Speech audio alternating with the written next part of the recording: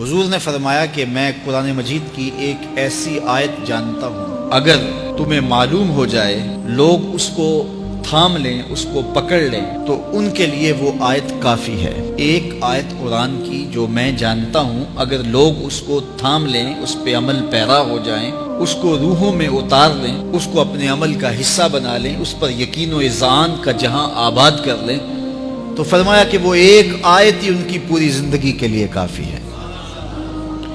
اللہ اکبر۔ اور وہ آیت کیا ہے؟ حضور نے بتائی، وَمَن يَتَّقِ اللَّهَ يَجْعَل لَّهُ مَخْرَجًا وَيَرْزُقْهُ مِنْ حَيْثُ لَا يَحْتَسِبُ، کہ جو اللہ سے ڈرتا ہے، اللہ اس کے لیے راستے کھول دیتا ہے اور اس کو وہاں سے رزق دیتا ہے جہاں سے اسے گمان بھی نہ ہو۔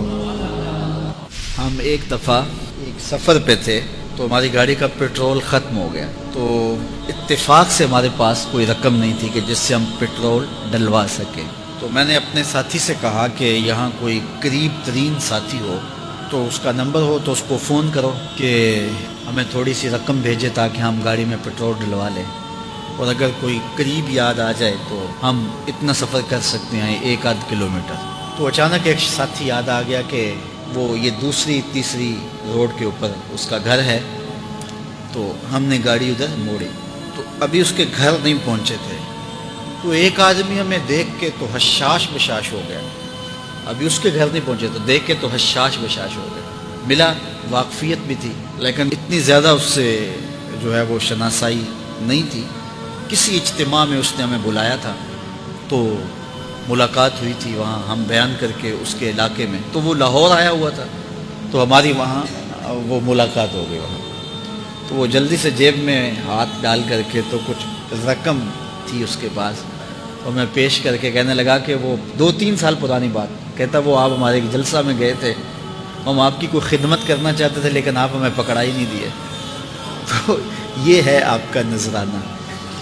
تو ہوتا یہ ہے کہ اگر کوئی نذرانہ پیش کرے تو میں کہتا ہوں کہ نہیں کوئی مسئلہ نہیں، لیکن میں نے کہا ٹھیک ہے لے آؤ، کیونکہ تم خود نہیں آئے ہو، تمہیں کسی نے بھیجا ہے۔ وَيَرْزُقْهُ مِنْ حَيْثُ لَا يَحْتَسِبُ، میرے رب کا وعدہ ہے اگر تم اس پہ بھروسہ کرو تو پھر وہ تمہیں وہاں سے دے گا جہاں سے تمہیں گمان بھی نہیں ہوگا۔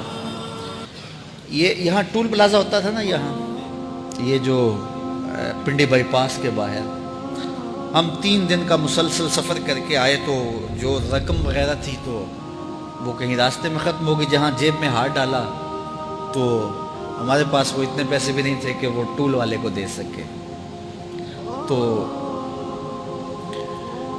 میں نے اپنے ڈرائیور کو کہا کہ تمہارے پاس کوئی ہے، تو وہ کہنے لگا جی میرے پاس بھی کوئی نہیں ہے۔ تو میں نے کہا چلو اس سے ادھار کر دیتے ہیں، اس کو ہم کہتے ہیں کہ ہم قریب ہی رہتے ہیں، ابھی جا کے آپ کو بھیج دیتے ہیں۔ تو ہمارے سے جو اگلی گاڑی تھی اس نے اس کو کہا کہ یہ جو پیچھے والے ہیں نا ان کا بھی کاٹ لو۔ اس نے ہمیں پہچان لیا، تو اس نے کہا کہ یہ جو پیچھے گاڑی آ رہی ہے نا اس کے بھی لے لو۔